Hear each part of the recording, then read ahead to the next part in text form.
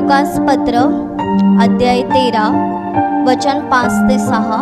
मी वचन वाचते, सर्वांनी लक्ष द्या।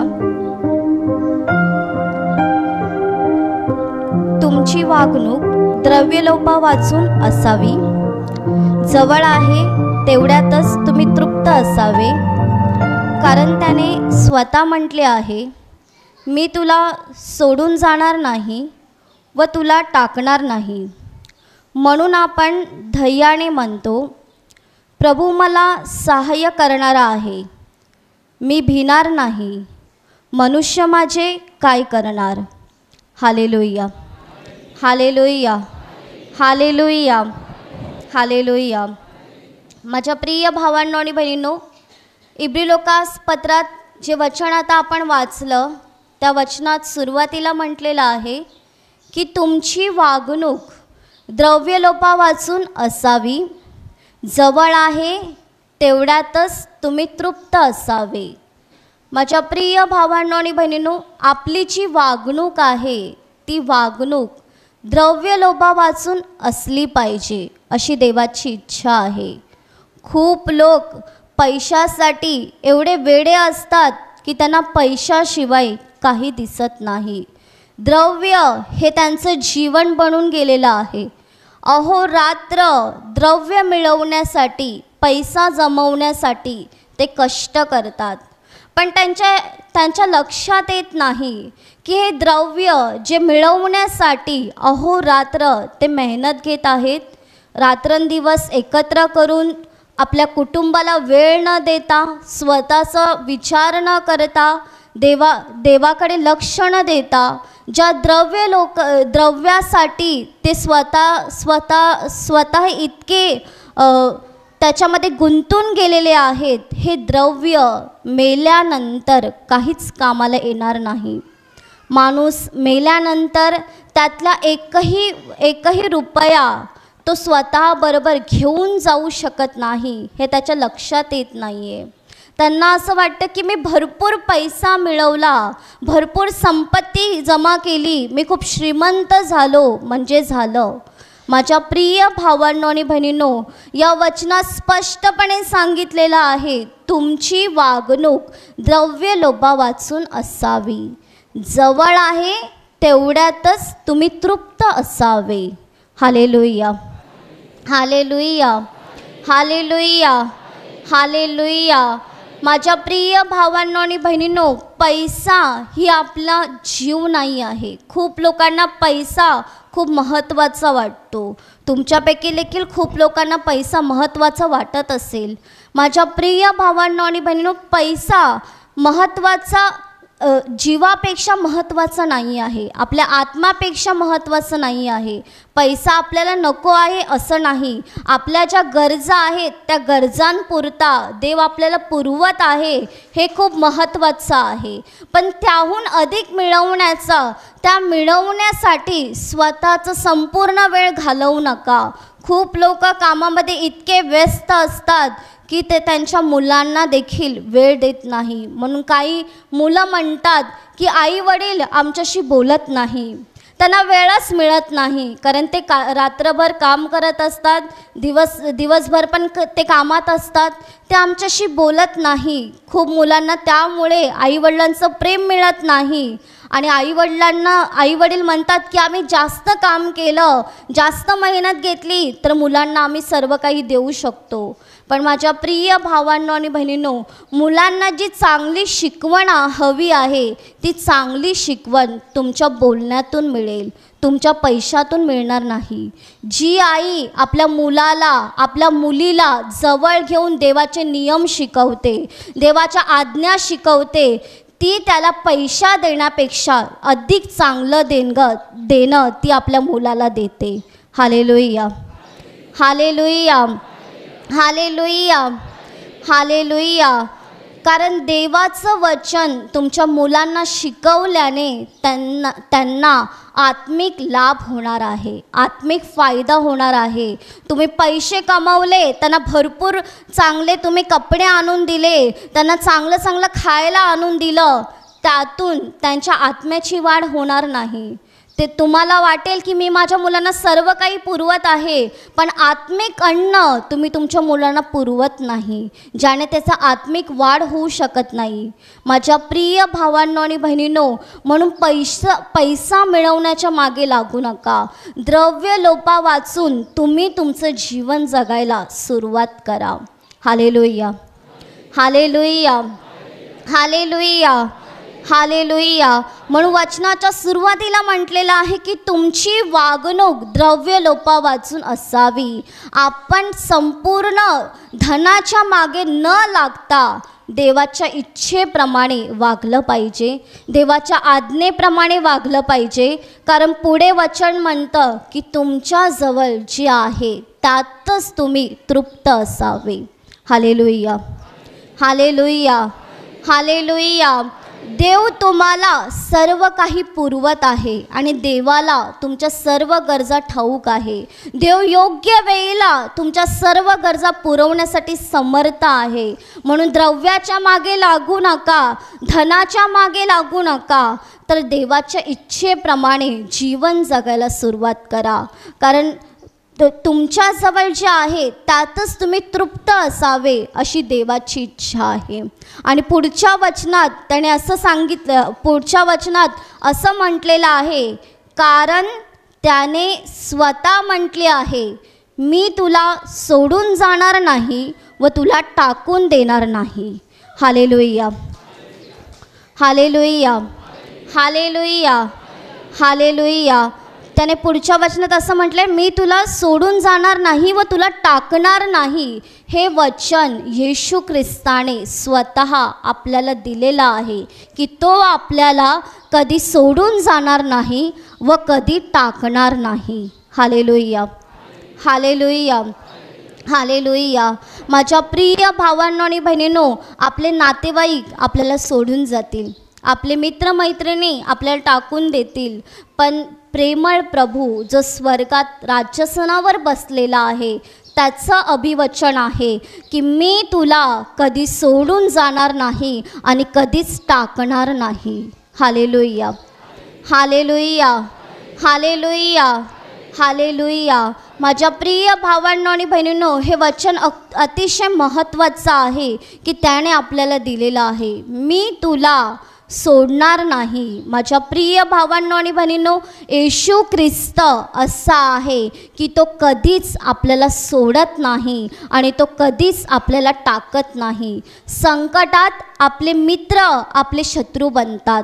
ज्यावेळी सर्व चांगलं असतं त्यावेळी सर्व आपल्या जवळ येतात, पण एकदाचं सर्व काही वैभव निघून गेलं की सर्व लोक आपल्या विरुद्ध बोलायला लागतात. तुमचा अनुभव असेल, तुम्ही धनवान, तुम्ही श्रीमंत असताना, तुमची परिस्थिती चांगली असताना तुमचे मित्रमैत्रिणी तुमच्या जवळ होते, पण अशी कोणता तरी संकट आलं, ज्या संकटातून तुमची संपत्ती निघून गेली आणि त्यानंतर जे तुमचे मित्र होते ते देखील तुमचे वैरी झाले आणि त्यांनी तुम्हाला दूर लोटलं. माझ्या प्रिय भावांनो आणि बहिणींनो, या जगामध्ये आपल्याला माणूस फसवू शकतो, कारण माणूस विश्वसनीय नाही आहे. विश्वसनीय फक्त देव स्वतः आहे. तो कधीच आपल्याला सोडणार नाही आहे आणि तो कधीच आपल्याला टाकून देणार नाही. Hallelujah, hallelujah, hallelujah, hallelujah. जी व्यक्ती आज तुमच्यावर जास्त प्रेम करते असं तुम्हाला दिसत असेल, तुमची बायको आज तुमच्यावर जास्त प्रेम करत असेल, तुमचा नवरा तुमच्यावर जास्त प्रेम करत असेल, तुमचे आईवडील तुमच्यावर जास्त प्रेम करत असेल, पण अशी वेळ येऊ शकते की ते तुम्हाला सोडून जातील, ते तुम्हाला टाकणार, पण येशू ख्रिस्त कधीच तुम्हाला सोडणार नाही आणि तो कधीच तुम्हाला टाकणार नाही. Hallelujah, hallelujah, hallelujah, hallelujah. कारण तो आपल्या जवळ नेहमी असतो, तो आपल्या सोबत असतो. जो व्यक्ती मनापासून येशूवर प्रेम करतो त्या व्यक्तीच्या जोडीला येशू ख्रिस्त स्वतः असतो. कारण स्तोत्र संहितेमध्ये म्हटलेलं आहे की तो माझा मेंढपाळ आहे. जसं मेंढपाळ आपल्या मेंढरांना एकटं सोडत नाही, तसं येशू ख्रिस्त आपल्या मुलांना, आपल्या मुलींना कधीच एकटं सोडत नाही. तो नेहमी त्यांच्याबरोबर असतो. Hallelujah, hallelujah, hallelujah, hallelujah, hallelujah. माझ्या प्रिय भावांनो आणि बहिणींनो, म्हणून माणसांवर भरोसा ठेवू नका. तुमच्या श्रीमंत मित्रमैत्रिणींवर भरोसा ठेवू नका. नातेवाईकांवर भरोसा ठेवू नका. तो जिवंत देव ज्याने तुम्हाला आणि मला वचन दिलेलं आहे की मी तुला कधी सोडणार नाही आणि कधी टाकणार नाही, त्या येशू ख्रिस्तावर आपला पूर्ण भरोसा आणि पूर्ण विश्वास असला पाहिजे. Hallelujah, hallelujah, hallelujah, hallelujah. माझ्या प्रिय भावांनो आणि बहिणींनो, प्रत्येक क्षणाला येशू ख्रिस्त आपल्याबरोबर असतो. एक क्षणही तो आपल्याला सोडत नाही. कोणत्या संकटात तो आपल्याला सोडून देत नाही. एक उदाहरण मी प्रवचनामध्ये ऐकलेलं आहे. ते उदाहरण असं आहे की एक माणूस असतो आणि तो माणूस मेल्यानंतर तो स्वर्गात जातो आणि स्वर्गात गेल्यानंतर देव त्याला एक चित्र दाखवतो. त्या चित्रावर त्याचं संपूर्ण आयुष्यक्रम, म्हणजे तो जीवनात कसा चालत होता ते देव त्याला सर्व काही दाखवत असतो. आणि तो दाखवत असताना तो बघतो की त्याच्या जीवनाच्या प्रवासामध्ये चालत असताना तो दिसतो. त्यावेळेला तो आणि त्याच्या जोडीला अजून एक माणूस चालत असतो. त्यावेळी तो माणूस देवाला विचारतो की हा पहिला माणूस कोण आहे जो चालत आहे. त्यावेळी देव त्याला सांगतो की तू आहे आणि तू चालत आहे. मग तो विचारतो दुसरा माणूस माझ्या जोडीला कोण चालला आहे, जो माझ्याबरोबरच चालला आहे. त्यावेळी देव त्याला सांगतो की हा दुसरा माणूस मी आहे, मी तुझ्याबरोबर चालत आहे. दृश्य रूपात मी तुला दिसत नव्हता, पण अदृश्य रूपात मी तुझ्याबरोबर चालत होतो. त्यावेळी तो माणूस त्याला विचारतो की या प्रसंगी काय सुरू आहे, या माझ्या जीवनाच्या प्रसंगी ज्यावेळी मी चालत आहे तू माझ्याबरोबर आहे, यावेळेला काय सुरू होतं माझ्या जीवनात. त्यावेळी देव त्याला सांगतो हे तुझ्या आनंदाचे दिवस आहेत. या आनंदाच्या दिवसात तू चालत होता, त्यावेळी मी तुझ्याबरोबर चालत होतो. त्यावेळी पुढे गेल्यानंतर पुढे त्याला असं दिसतं की एकच माणसाचे पावलं त्याला चालताना दिसतात. त्यावेळी तो देवाला विचारतो की आता एकच माणसाचे पाऊल चालताना दिसत आहेत, दुसरा माणूस दिसत नाही. त्यावेळी देव त्याला सांगतो हे तुझ्या संकटाचे दिवस आहेत आणि एक व्यक्ती चालताना दिसतोय. त्यावेळी तो माणूस देवाला म्हणतो म्हणजे संकटाच्या वेळेला तू मला एकटंच सोडून दिलं होतंस, मी एकटाच चालत होतो संकटाच्या दिवसात. त्यावेळी देव त्याला सांगतो हे तुझे पाऊल नाही आहेत, तर हे माझे पाऊल आहेत आणि मी तुला माझ्या वेंगेत धरून चालत आहे. Hallelujah, hallelujah, hallelujah, hallelujah. माझ्या प्रिय भावांनो आणि बहिणींनो, संकटाच्या वेळात, दुःखाच्या वेळेत आपण स्वतः चालत नाही, तर देव आपल्याला त्याच्या वेंगेत धरून चालत असतो आणि तो आपल्याला नीती मार्गाने नेतो, चांगल्या मार्गाने तो आपल्याला नेतो. संकटाच्या वेळेत देखील देव आपल्याशी बोलतो, धीर धर, मी तुला सोडलं नाही आहे, तर मी तुझ्याबरोबर आहेस. धीर सोडू नको, प्रार्थना करणं बंद करू नको, या घडीला मी तुझ्याबरोबर आहे. सैतानाचा सर्व अधिकार मी नष्ट करीन आणि तुला बरं करीन, तुला आशीर्वादित करणारा मी तुझा देव तुझ्या सोबत आहे. Hallelujah, hallelujah, hallelujah, hallelujah. म्हणून माझ्या प्रिय भावांनो आणि बहिणींनो, तुम्ही जर देवावर मनापासून प्रेम करताय, येशू ख्रिस्तावर मनापासून प्रेम करताय, तर तुम्ही घाबरू नका. कारण देवाने वचन दिलेलं आहे की मी तुला सोडणार नाही आणि तुला कधी टाकून देणार नाही, टाकणार नाही. हे महत्त्वाचे शब्द आहेत.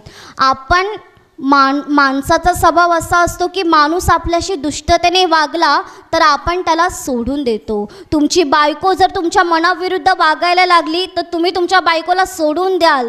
तुमची मुलं तुमच्या मनाविरुद्ध वागायला लागली तर तुम्ही तुमच्या मुलांना सोडून द्याल. म्हणून काही आईवडील म्हणतात की मुलं वाह्यात गेलेली आहेत, ऐकत नाही, अजिबात व्यवस्थित राहत नाही. तर आईवडील म्हणतात देखील, हा मुलगा जन्माला आला नसता तर बरं झालं असतं, किंवा हा आत्ता जरी मेला असता तरी बरं झालं असतं. आपण माणूस असताना माणसाचा दुष्ट स्वभाव आपण सहन करू शकत नाही. आपण स्वतः पापी आहोत, पण दुसऱ्याच्या दुष्टतेला आपण सहन करू शकत नाही. तो जो देव पवित्र आहे, अति पवित्र आहे, तो देव आपल्या सर्व दुष्टता सहन करतो आणि त्याची इच्छा असते की आपण पापी मार्गातून वळावं आणि त्याच्या इच्छेप्रमाणे चांगलं जीवन जगावं.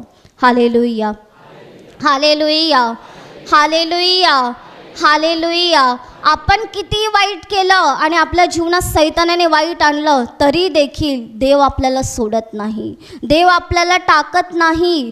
तो आपल्याबरोबर नेहमी असतो. तो आपल्याला नेहमी तो आपल्याला मार्गदर्शन करतो, आपल्याला प्रेमाने बोलत राहतो. म्हणून माझ्या प्रिय भावांनो आणि बहिणींनो, तुम्ही येशू ख्रिस्तावर प्रेम करताय आणि या घडीला जर तुम्ही संकटात आहात, दुःखात आहात, कोणत्या तरी अडचणीत आहात, तुम्हाला मार्ग दिसत नाही आहे, तर या वचनाद्वारे येशू ख्रिस्त तुम्हाला सांगत आहे की मी तुझ्या जोडीला आहे, मी तुला टाकलेलं नाही आहे, मी तुला सोडलं नाही आहे, तर मी तुझ्या बरोबर आहे आणि तुला सर्व काही द्यायला मी समर्थ आहे. Hallelujah, hallelujah, hallelujah. म्हणून पुढच्या वचनात म्हटलेलं आहे, म्हणून आपण धैर्याने म्हणतो की प्रभू मला सहाय्य करणारा आहे, मी भिणार नाही, कारण मनुष्य माझे काय करणार.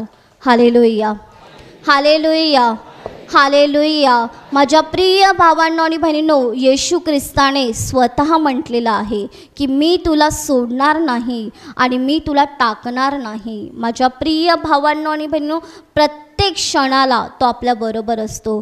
तुम्ही तुमच्या संकटाच्या काळातून गेल्यानंतर ज्यावेळी तुमचं सर्व चांगलं होतं त्यावेळी नीट विचार करा की त्या संकटाच्या काळात देवाने तुम्हाला कसं सहाय्य केलं. त्या आजाराच्या परिस्थितीतून येशू ख्रिस्ताने कसं तुम्हाला बाहेर काढलं आणि तुमचं जीवन आनंदित केलं. प्रत्येकाच्या जीवनात अनुभव आहे की मी आजारी होतो, पण त्या आजाराच्या काळात येशूने मला सांभाळलं आणि त्याद्वारे येशूने माझं जीवन स्वर्गीय आशीर्वादाने भरून काढलं. Hallelujah, hallelujah, hallelujah, hallelujah. मी तुम्हाला माझ्या जीवनात घडलेलं ते साक्ष सांगत आहे. मी लहान असताना माझे वडील मरण पावले, कारण ते दारू पियायचे आणि दारूमुळे ते मरण पावले. आणि त्यानंतर माझ्या आईने माझा आणि माझ्या मोठ्या भावाचा सांभाळ केला. माझी आई आमच्या दोघांवर पण खूप प्रेम करायची आणि आम्हाला खूप सांभाळलं तिने वडील मेल्यानंतर. पण असं होतं की आई आम्हाला सांभाळायची, पण त्या काळात मी लहान असताना पण दरवर्षी मी तापाने आजारी असायची. दरवर्षी मला ताप यायचा आणि तो ताप आल्यानंतर 1 आठवडा किंवा कधी 15 दिवस देखील मी बिछाणावर असायची. दरवर्षी मला हे ताप यायचंच. आणि असं असताना ताप आल्यावर आई सर्व काळजी घ्यायची, ती सर्व सांभाळायची आणि माझ्या दृष्टीने माझी आई म्हणून माझं जग होतं. आईच्या व्यतिरिक्त मला दुसरं काहीच दिसत नव्हतं, कारण ती आमच्यावर खूप प्रेम करायची. पण असं झालं की एक प्रसंग असा घडला की 2010मध्ये मी 8वीला असताना ती आजारी झाली. तिला कावीळ झालं आणि कावीळचा त्रास वाढल्यामुळे माझी आई मरण पावली. आणि त्यावेळेला मी येशूकडे नुकतीच प्रार्थनेला आली होती. माझ्या आईनेच मला प्रार्थनेला आणलं, तिनेच मला येशू ख्रिस्ताचा मार्ग दाखवला आणि ती मरण पावली. त्या दिवशी माझी मनाची अवस्था एवढी भयानक होती की मला काहीच सुचत नव्हतं की आता पुढे कसं होणार. कारण आईशिवाय राहणं या जगात मला कठीण होतं, कारण माझ्या आईशिवाय राहणं मला जमणारच नव्हतं. कारण माझी तिच्याशी एवढी जवळची वागणूक होती की मला समजत नव्हतं. तिच्याशिवाय राहणं मला संभव नव्हतं आणि ती मरण पावली हे दुःख माझ्या जीवनात खूप मोठं होतं. आणि त्यावेळेला त्या काळात देवाची खूप मोठी दया माझ्यावर झाली. आई मरण पावल्यानंतर माझा भाऊ माझ्यापासून दूर गेला, कारण तो दारूचं व्यसन करायचा, म्हणून तो माझ्यापासून दूर गेला. आणि त्यावेळेला मम्मी प्रार्थनेला मला आणत होती, म्हणून ब्रदरांशी त्यावेळेला प्रभू येशूच्या दयेने माझ्यावर दया झाली आणि मला केंद्रात सेवा करण्याची संधी मिळाली. मी केंद्रात सेवा करायला सुरुवात केली आणि त्या काळात देखील मी खूप रडत होती आणि देवाला एकसारखं म्हणत होती की असं का झालं, माझी आई का मरण पावली. ती माझ्यावर प्रेम करत होती आणि तिच्याशिवाय दुसरं माझ्यावर कोणी प्रेम करणारं नव्हतं. आणि आता ती पण मरण पावली तर कसं होणार. मी जर आजारी पडली तर मला कोण बघणार, कारण दरवर्षी ताप यायचं हे नक्कीच होतं. आणि त्यावेळी देखील मी असंच विचार करत होती. त्या प्रार्थनेमध्ये मला एक शब्द ऐकायला आले आणि ते शब्द देवाचे होते की तुझ्या आईपेक्षा तुझ्यावर मी जास्त प्रेम करतो. Hallelujah, hallelujah, hallelujah. ते शब्द मी ऐकले, पण माझ्या मानवी बुद्धीला ते सहन होत नव्हतं की माझी आई मरण पावलेली आहे. मी खूप रडत होते आणि नेहमी मी तेच विचार करायची की मी आजारी पडली तर मला कोण बघणार. आणि त्यानंतर प्रभूची खूप मोठी दया झाली. 2010 ते 2022 सुरू आहे. या इतक्या काळात मी तापाच्या भयानक आजारी पडली नाही. मी असं म्हणत नाही की मला ताप आला नाही, ताप आला, पण तो ताप एक दिवस अर्धा दिवस या व्यतिरिक्त मला ताप आला नाही. तर देवाने मला आजारातून, त्या सर्व आजारातून बरं केलेलं आहे.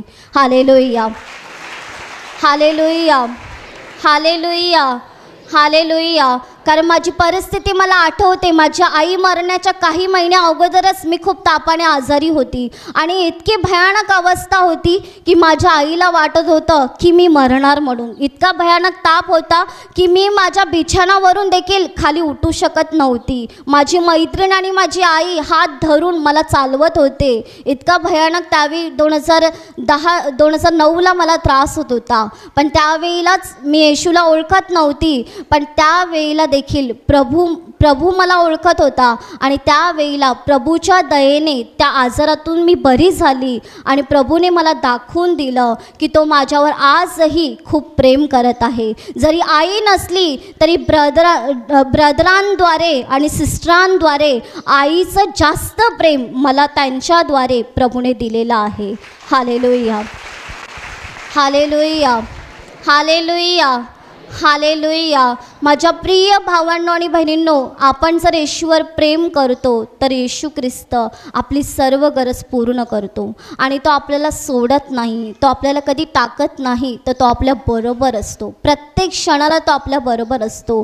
या इतक्या काळात मी ज्या वेळी आजारी पडली त्यावेळी मला खूप भीती वाटायची की आता ताप आला म्हणजे मी एक आठवडा आजारी होणार. पण त्या अगोदरच सिस्टरने माझ्यासाठी प्रार्थना केली. त्या प्रार्थनेद्वारे मी बरी झाली. किंवा सिस्टरांशी माझं बोलणं झाल्यानंतरच माझा ताप निघून गेला. एक प्रसंग मला आठवतो, 2014चा प्रसंग आहे. त्या दिवशी मला ताप आला होता आणि त्याच अवस्थेत मी झोपली असताना सिस्टरांचा मला फोन आला आणि तो फोन झाला, त्यांनी मला एक काम सांगितलं आणि ते फोनवर बोलणं सुरू असतानाच त्यांनी फोन ठेवला आणि मी विचार करायला लागले की मला ताप आला आहे, आता मी काम कसं करणार. पण त्यांचा फोन ठेवल्यानंतरच माझ्या शरीरातला ताप गेला. देवाने मला बरं केलं. Hallelujah, hallelujah, hallelujah, hallelujah. माझ्या प्रिय भावांनो आणि बहिणींनो, येशू ख्रिस्त आपल्यावर खूप प्रेम करतो. तो आपल्याला कधीच सोडत नाही, तो कधी आपल्याला टाकत नाही. मी असं म्हणणार नाही की 2010पासून 2022 सुरू आहे मी आजारी पडली नाही, आजारी पडली, पण त्या आजाराच्या काळात येशू ख्रिस्ताने मला बरं केलं.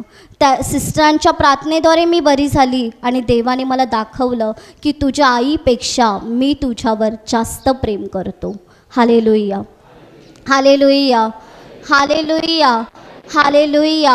माझ्या प्रिय भावांनो आणि बहिणींनो, तुमच्या जीवनात कोणतं तरी दुःख असेल ज्यामुळे तुम्हाला खूप त्रास होत असेल, तुमच्या जीवनात असे आजार असतील ज्या आजारातून तुम्ही त्रासला असाल, पण येशू ख्रिस्ताचं वचन म्हणतं की मी तुला सोडून जाणार नाही आणि तुला टाकणार नाही. Hallelujah, hallelujah, hallelujah, hallelujah. संपूर्ण जग जरी आपल्या विरुद्ध गेलं, आपण त्याच्यावर प्रेम करतो, त्याने जरी आपल्याला सोडलं, तरी लक्षात ठेवा येशू ख्रिस्त आपल्याला सोडणार नाही आहे. तो आपल्यावर प्रेम करणारा आपल्याला प्रेमळ प्रभू आहे. तो आपल्याला कधी टाकणार नाही. आणि ज्याच्याकडे येशू ख्रिस्त आहे त्याला दुसऱ्या कोणत्या व्यक्तीची गरज नाही, कारण येशू ख्रिस्तच त्याचं संपूर्ण जीवन आशीर्वादित करायला समर्थ आहे. Hallelujah, hallelujah, hallelujah, hallelujah. म्हणून पुढच्या वचनात म्हटलेलं आहे की म्हणून आपण धैर्याने म्हणतो की प्रभू मला सहाय्य करणार आहे, मी भिणार नाही, मनुष्य माझे काय करणार. Hallelujah, hallelujah. आपण माणसांना घाबरू नये तर आपण देवाला घाबरावं. खूप लोक माणसाला घाबरतात आणि देवासमोर कडक उभे राहतात. जो माणूस माणसाला घाबरतो आणि देवासमोर कडक उभा राहतो त्याचं जीवन आशीर्वादित होऊ शकत नाही. जो माणूस माणसाला घाबरत नाही पण देवाला घाबरतो, देवासमोर नम्र होतो, त्या माणसाचं जीवन देवाच्या स्वर्गीय आशीर्वादाने भरून जातं. Hallelujah, hallelujah, hallelujah. म्हणून खूप लोक नातेवाईकांना घाबरतात, कारण त्यांना अशी भीती वाटते की आपण येशूवर विश्वास ठेवतो म्हणून सांगितलं तर नातेवाईक आमचा द्वेष करतील, नातेवाईक आम्हाला वाईट टाकतील. माझ्या प्रिय भावांनो आणि बहिणींनो, नातेवाईकाला घाबरू नका, जगातल्या माणसांना घाबरू नका, तर फक्त एकाचीच भीती बाळगा. जो देव आपल्याला अनंतकालचं जीवन देणार आहे त्या देवाची भीती बाळगा. जो व्यक्ती जिवंत देवाची भीती बाळगतो त्याचं जीवन देवाच्या आशीर्वादाने भरतं. Hallelujah, hallelujah. म्हणून स्तोत्र संहितेमध्ये वचन आहे, देवाचं भय हे जीवन प्राप्तीचा मार्ग आहे. देवाचं भय धरणारी व्यक्ती जीवन प्राप्तीच्या मार्गावर चालते, कारण जो देवाचं भय धरतो त्याला भीती वाटते की मला हे पाप नाही केलं पाहिजे, मला माझ्या आईवडिलांशी प्रामाणिक राहिलं पाहिजे, ही देवाची आज्ञा आहे, मला माझ्या बायकोवर प्रेम केलं पाहिजे, ही देवाची इच्छा आहे, मला माझ्या मुलांना चांगलं शिक्षण दिलं पाहिजे, ही देवाची इच्छा आहे. आणि जो व्यक्ती देवाची भीती बाळगून देवाच्या आज्ञा पाळतो त्याचं जीवन देव त्याच्या स्वर्गीय आशीर्वादाने आणि कृपादानाने भरून काढतो. Hallelujah, hallelujah, hallelujah, hallelujah. म्हणून या वचनात म्हटलेलं आहे की मी भिणार नाही, कारण पहिल्या वचनात म्हटलेलं आहे म्हणून आपण धैर्याने म्हणतो की प्रभू मला सहाय्य करणारा आहे. प्रभू मला सहाय्य करणारा आहे म्हणजे तो माझी ढाल बनून, तो माझी तलवार बनून तो सैतानाशी लढत आहे आणि विजय माझा होणार आहे, कारण माझ्याबरोबर येशू ख्रिस्त स्वतः आहे. Hallelujah, hallelujah, hallelujah, hallelujah. जुन्या करारामध्ये दाविदाचं उदाहरण दिलेलं आहे. दावीद राजा ज्यावेळी इस्रायल देशवर राजा झाला होता, पण त्या अगोदर शौल हा इस्रायल देशचा पहिला राजा होता. आणि त्या काळामध्ये घडलेली घटना आहे की इस्रायल देशमध्ये दुसऱ्या देशातली लोक युद्ध करायला आली आणि ते युद्ध करायला आले. त्यावेळी त्यांच्याबरोबर एक मोठा सैनिक त्यांनी आणला होता आणि त्या सैनिकांमध्ये एक मोठा बलवान माणूस त्यांनी आणला होता. तुम्ही बायबल वाचत असाल तर तुम्हाला माहीत असेल, गोलियात त्याचं नाव होतं. त्या मोठ्या सैनिकाचं नाव गोलियात होतं. त्याची उंची देखील खूप होती आणि तो शरीराने देखील खूप मजबूत होता. आणि त्या दुसऱ्या देशातल्या सैनिकांनी इस्रायल सैनिकांना सांगितलं होतं की जो कोणी गोलियादाबरोबर लढाई करेल आणि तुम्ही इस्रायल लोक जर जिंकाल तर आम्ही तुमचे गुलाम बनू. म्हणजे जी सैनिक दुसऱ्या देशातून त्यांच्यावर चढाई करून आली होती त्यांनी सांगितलं की हा जो गोलियात वीर पराक्रमी आहे तो उंच धिप्पाट होता, मजबूतही होता, त्याची उंची देखील खूप होती. जो कोणी गोलियादाला युद्धामध्ये हरवेल, जो कोणी गोलियादाशी युद्ध करेल आणि तुम्ही जिंकाल, इस्रायल देश जर जिंकेल तर आम्ही तुमचे गुलाम होऊ. पण लक्षात ठेवा, जर तुम्ही गोलियादाबरोबर युद्ध करताना हारलात तर आयुष्यभर तुम्हाला आमची गुलामी करावी लागेल. त्यावेळी इस्रायलचे सर्व सैनिक घाबरले की कसं त्याच्याबरोबर युद्ध करणार, कारण तो उंच धिप्पाट एवढा उंच होता की इस्रायल लोक देखील त्याला घाबरले. सर्व सैनिक त्याला घाबरले की ह्याच्याबरोबर जाऊन कसं युद्ध करायचं, आणि युद्ध केलं तर हारलो तर आपण त्याची गुलाम बनू, म्हणून कोणी युद्धाला त्याच्याशी युद्ध करायला तयार होत नव्हता.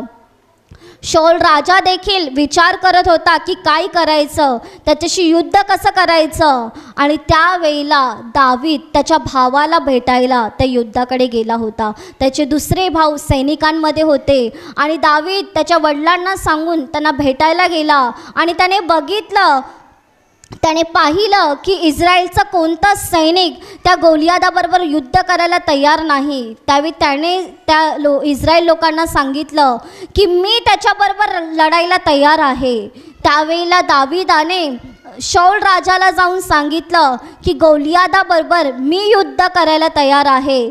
त्यावेळी शौल राजाने विचार केला की हा एवढ्या हिमतीने सांगत आहे, कारण त्याने सांगितलं की परमेश्वर माझ्याबरोबर आहे आणि परमेश्वर मला विजय करणारा देव आहे. त्यावेळी शौल राजाने त्याला युद्धासाठी हो सांगितलं.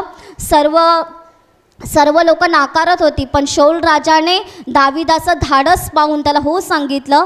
आणि ज्यावेळी त्याला युद्धाचे कपडे घालायला दिले त्यावेळी त्याला युद्धाचे कपडे देखील होत नव्हते, कारण तो बारीक होता आणि तरुणच होता, त्यामुळे त्याला होत नव्हतं आणि त्याला चालवतही नव्हतं. तुम्ही बायबलमधला तो प्रसंग वाचा, खूप छान लिहिलेला आहे. आणि त्याने सांगितलं की हे कपडे घालून मला चालवणार नाही. आणि मग ते कपडे त्याने काढले आणि राजाने त्याला तलवार दिली. तर तो तलवारीने पण नाही, मी माझ्या देवाच्या नावाने त्याच्यासमोर लढाईला जाणार आहे. आणि दावीद गोलियादासमोर गेला. त्यावेळी गोलियादाने त्याला पाहिलं आणि त्याने बॅचकी नेली होती, आपण पक्षी मारायला वापरतो तुम्हाला माहिती. तर ती बॅचकी त्याने ते गोफण त्याने नेलं होतं. आणि ज्यावेळी दावीद त्याच्या समोर आला त्यावेळी गोलियादाने चेष्टेत म्हटलं की मी काय कुत्रा आहे का, मला मारण्यासाठी एका लहान मुलाला पाठवलं. त्यावेळेला दावीदाने सांगितलं की परमेश्वर माझ्याबरोबर आहे आणि परमेश्वर आज तुला माझ्या हाती देईल आणि माझ्या हातातून तुझं वध होईल, कारण तू इस्रायलच्या सैनिकाला तुच्छ लेखलेला आहे, पण इस्रायलच्या सैनिकाला नाही, तर तू इस्रायलच्या देवाला तुच्छ लेखलेला आहे, म्हणून तोच देव आज तुला माझ्या हाती देईल. आणि बायबल म्हणतं की दावीदाने गोफण फिरवून एकच दगड मारला, तो दगड त्याच्या मस्तकाला लागला, तो खाली पडला आणि त्याच्याच तलवारीने दावीदाने गोलियादाचा शिरच्छेद केलं आणि इस्रायल लोकांना विजय मिळवून दिला. Hallelujah, hallelujah, hallelujah, hallelujah. एवढा मोठा धिप्पाट पुरुषाला मारण्यासाठी 4-5 जण तरी पाहिजे होती, पण देवाने दावीदाचा वापर केला, कारण दावीदाचे शब्द आहेत की ज्या देवाने मला अस्वलाच्या आणि सिंहाच्या मुखातून वाचवलं, तो देव मला यातून देखील वाचवेल. माझ्या प्रिय भावांनो आणि बहिणींनो, आपली शरीर प्रकृती महत्त्वाची नाही, तर आपलं अंतःकरण देवाच्या बाबतीमध्ये कसं आहे, आपलं हृदय देवाशी कसं प्रामाणिक आहे हे महत्त्वाचं आहे. जर आपलं हृदय देवासमोर नीट आहे, आपलं हृदय देवासमोर प्रामाणिक आहे, तर देव आपला वापर कुठेही कसाही करू शकतो. Hallelujah, hallelujah, hallelujah, hallelujah. म्हणून माझ्या प्रिय भावांनो आणि बहिणींनो, दावीदाने त्या गोलियादाकडे पाहून घाबरला नाही, कारण त्याला ठाऊक होतं गोलियादापेक्षा सर्व सामर्थ्य, सर्व शक्तिमान परमेश्वर त्याच्याबरोबर आहे. माझ्या प्रिय भावांनो आणि बहिणींनो, माणूस डोळ्याने बघून घाबरून जातो, कोणी पण मानवी रूपाने त्याला बघितल्यावर घाबरणार, कारण गोलियात उंच धिप्पाट होता, मजबूत होता, पण आत्म्यातून बघितल्यावर कळते की तो जरी उंच धिप्पाट आहे तरी आत्म्यात मी बलवान आहे. दावीद आत्म्यात बलवान होता, कारण तो जिवंत देवाची उपासना करणारा होता. Hallelujah, hallelujah, hallelujah, hallelujah, hallelujah. म्हणून माझ्या प्रिय भावांनो आणि बहिणींनो, देवाच्या इच्छेप्रमाणे जीवन जगायला सुरुवात करा. तुमचा स्वभाव लोभरहित असू द्या. पैशाच्या मागे लागू नका. आजपर्यंत खूप लागला असाल तर आत्तापासून लागू नका. मी असं म्हणत नाही की तुम्ही काम करू नका, काम करा. तुम्ही तुमच्या कुटुंबाचं सांभाळही करा, पण देवाच्या नियमाप्रमाणे, देवाच्या इच्छेप्रमाणे तुम्ही देवाच्या आज्ञा पाळा. अहोरात्र काम करून पैसाच मिळवू नका, पैशाच्याच मागे लागू नका. पैशाला स्वतःचं देव म्हणून घेऊ नका. तो जिवंत देव तुमच्यावर प्रेम करतो. त्याची उपासना करा, त्याची आराधना करा, त्याच्या इच्छेप्रमाणे जीवन जगा आणि तुमच्याकडे जे काही आहे तेवढ्यातच तुम्ही तृप्त असा, कारण देव तुम्हाला सर्व काही द्यायला तयार आहे. जो व्यक्ती देवाच्या मागे लागतो त्या व्यक्तीला देव सर्व काही देतो. त्याला कधीच कमतरता पडत नाही. म्हणून माझ्या प्रिय भावांनो आणि बहिणींनो, पैशाच्या मागे लागू नका. तर देवाने तुम्हाला जे काही दिलेलं आहे त्याबद्दलच देवाचे आभार माना, त्यातच तृप्त राहा. आणि येशू ख्रिस्ताने जसं सांगितलेलं आहे की मी तुला सोडून जाणार नाही व तुला टाकणार नाही, या वचनावर पूर्ण भरोसा ठेवा की तो आपल्याला कधी सोडून जाणार नाही आणि आपल्याला कधी टाकणार नाही. प्रत्येक क्षणाला तो आपल्याबरोबर असतो. प्रत्येक क्षणाला एक क्षणही तो आपल्याशी वेगळा होत नाही. माझ्या प्रिय भावांनो आणि बहिणींनो, खूप लोक म्हणतात की मी येशू ख्रिस्ताला दर्शनामध्ये पाहिलं, पण मी आजपर्यंत कधीच येशूला दर्शनामध्ये पाहिलं नाही. कधी डोळ्यासमोर देखील येशू ख्रिस्ताला कधी डोळ्यासमोर पण मी येशूला पाहिलं नाही. खूप लोक डोळे बंद केल्यावर त्यांना येशू ख्रिस्त दिसतं. हे खूप चांगलं आहे. तुम्हाला जर येशू ख्रिस्ताचं दर्शन झालेलं आहे, तुम्ही डोळे बंद करता, तुम्ही येशूचं स्वर्गीय रूप तुम्हाला दिसतं. देवाने तुमच्यावर खूप मोठी दया केलेली आहे. पण मी तर कधी पाहिलं नाही, पण मी आत्म्यातून नेहमी अनुभव घेते की येशू ख्रिस्त अगदी जवळ आहे आणि तो माझ्यावर जितकं प्रेम करतो, तो तुमच्यावर जितकं प्रेम करतो, तेवढं प्रेम कधीच कोणी करणार नाही. Hallelujah, hallelujah, hallelujah. जरी तुम्हाला मानवी स्वभावाने येशू ख्रिस्त दिसत नसेल, तुम्हाला दृष्टांतांमध्ये दिसत नसेल, तरी घाबरू नका, कारण तुम्ही त्याचं प्रेम तुम्ही तुमच्या जीवनात अनुभवू शकता. ज्यावेळी आपण प्रार्थनेत येतो आणि आत्म्यातून त्याची उपासना करतो, आत्म्यातून त्याची प्रार्थना करतो, त्यावेळेला आपल्या आत्म्यातून आपल्याला स्पष्टपणे अनुभवते की तो आपल्या जवळ आहे आणि त्याने आपल्याला त्याच्या वेंगेत धरून ठेवलेला आहे. Hallelujah, hallelujah, hallelujah, hallelujah. म्हणून माझ्या प्रिय भावांनो आणि बहिणींनो, माणसाला घाबरू नका, तर देवासमोर नम्र व्हा. कारण या वचनात म्हटलेलं आहे, म्हणून आपण धैर्याने म्हणतो की प्रभू मला सहाय्य करणारा आहे. प्रभू मला सहाय्य करणारा आहे म्हणजे तो मला सर्व काही पुरवणारा आहे, तो माझ्या सर्व संकटात मला बाहेर काढणारा आहे. आणि मी भिणार नाही, मी माणसाला भिणार नाही, तर देवाला भिणार आणि देवाच्या इच्छेप्रमाणे वागणार. कारण जो व्यक्ती देवाला घाबरतो त्याचं जीवन देव सांभाळतो. माणसाला घाबरू नका. माणूस आता तुम्हाला शिक्षा करेल, पण स्वर्गात घ्यायचं की नरकात टाकायचं हे फक्त देव ठरवणार आहे. म्हणून देवाला भिवून वागा, म्हणजे देव शेवटच्या दिवशी तुम्हाला स्वर्गात घेईल आणि तुमचं जीवन त्याच्या स्वर्गीय आशीर्वादाने भरून काढेल. Hallelujah, hallelujah, hallelujah, hallelujah. माणसाला घाबरू नका, कारण वचनात म्हटलं आहे मनुष्य माझे काय करणार. मनुष्य आपलं काहीच करू शकत नाही आहे. माझ्या प्रिय भावांनो आणि बहिणींनो, देव आपला आधार आहे, देव आपलं सर्वस्व आहे. त्या देवावर भिस्त ठेवून देवाच्या इच्छेप्रमाणे जीवन जगा. त्याला तुम्ही त्याच्या इच्छेप्रमाणे त्याला खुश करणारा जीवन जगा, म्हणजे तो तुम्हाला कधी सोडणार नाही आणि तो तुम्हाला टाकणार नाही. तर तो तुमचं जीवन त्याच्या स्वर्गीय आशीर्वादाने आणि स्वर्गीय कृपादाने भरून काढेल. Hallelujah, hallelujah. आता मी तुमच्यासाठी प्रार्थना करणार आहे. तुमच्या शरीराच्या ज्या भागाला आजार आहे त्या भागावर हात ठेवा. तिथे हात ठेवणं शक्य नसेल तर तुमच्या छातीवर हात ठेवा आणि विश्वास ठेवा, या घडीला प्रभू येशू तुम्हाला स्पर्श करेल. तुमच्या आजारातून, तुमच्या दुःखातून प्रभू येशू तुम्हाला मुक्त करेल. प्रभू येशूच्या पवित्र नावाने तुमच्या शरीरातील सर्व आजार या घडीला निघून जाऊ. तुमच्या जीवनातील दुःख संकट प्रभू येशूच्या पवित्र नावाने या घडीला निघून जाऊ.